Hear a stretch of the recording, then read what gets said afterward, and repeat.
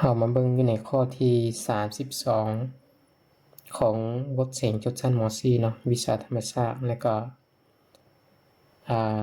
ในช่วงเรียน2023-2024ซึ่งคำถามนี้เพิ่นให้มาคือผลลบระดับไฟฟ้าเนาะผลลบระดับไฟฟ้าสลักที่มีสมผลอยู่เท่า150 5 คัน 2 ของ2สิ้น100ปีทีและก็หารด้วยเป็นโวลต์เนาะเพื่อนถามมาว่าค่ามีผลของมันเป็นเท่าใดเนาะค่ามีผลของมันเป็นเท่าใดอันนี้คือเราจะได้เอาสมผลมาส่วนเทียบกับสมผลเดินของมันเนาะแล้วก็กำหนดค่าแล้วค่อยซอกได้แต่ว่าตัวนี้น่าจะบ่ยากเท่าใดคันตอบเพิ่นให้มา150โวลต์เนาะแต่กว่าจะรู้ว่าเป็นหยังมันจึงแม่นเตะ150โวลต์แล้วบางคนนี่อาจจะแบบเดาว่าอันนี้มี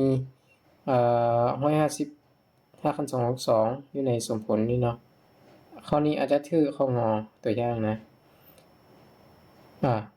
ฉะนั้นถ้าเดานี่ก็จะมีเปอร์เซ็นต์ผิด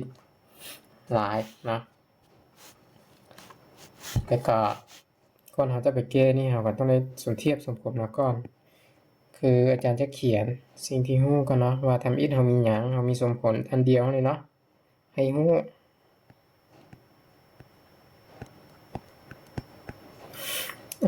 u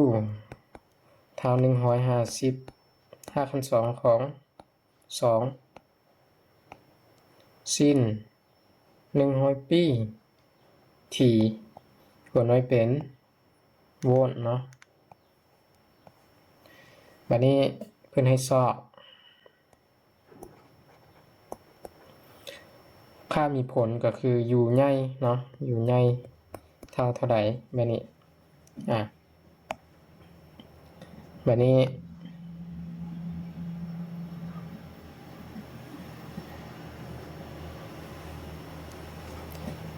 ไปเก้เนาะเอาไปเก้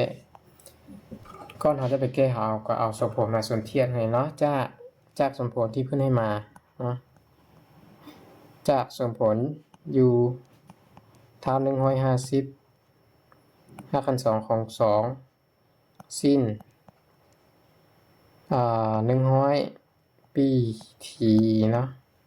มันไม่เป็นโวลต์ตัวนี้นะเทียบใส่กับเนาะเทียบใส่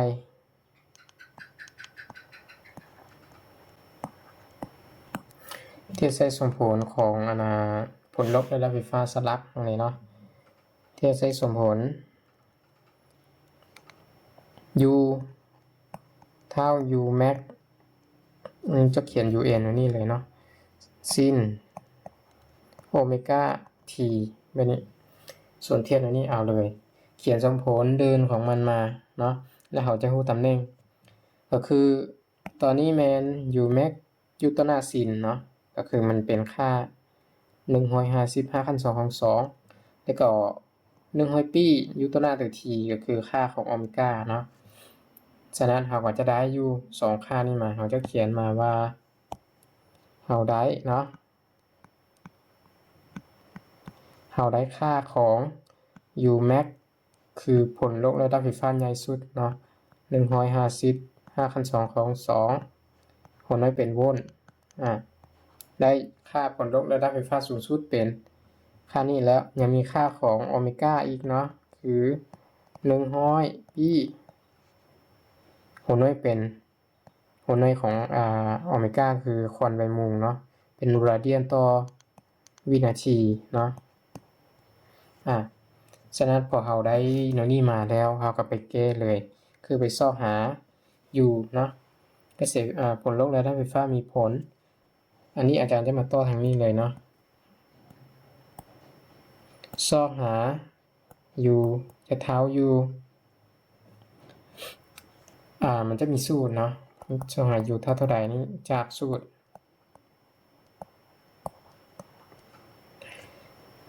u เท่า u max ส่วน5 คัน 2 ของ2อันนี้คือสูตรง่ายๆของผลลบมีผลแล้วกับผลลบ สูงสุดใหญ่สุดเนาะบัดนี้เราก็แทนค่าไปเลย u max เราก็ฮู้จากสูตรจากสมผลมาแล้ว u max แม่น150 5 2ของ2เนาะก็จะเท่าไปเลย150 5 2ของ2แบบนี้หารให้กับ5 2ของ2อีกทีแล้วเราก็จะได้ค่า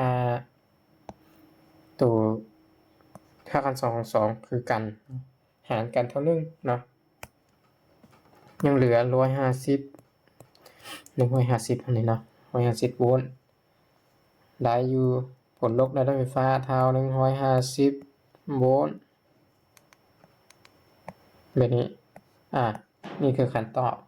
ฉะนั้นทำเป็นเบื้องข้อที่ถือก็จะเป็นข้อที่หมายไว้อยู่เถิงนี้เนาะข้อที่หมายไว้อยู่เถิงนี้โอเคเนาะ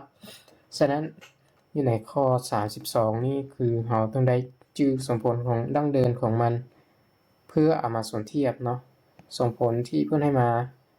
กับสมผลดั้งเดิมของมันเอามาส่วนเทียบตำแหน่งเพื่อเราจะได้ค่า u max มาเพื่อเราจะเอาค่า u max นี้ไปซอก u เนาะซอก u จากสูตร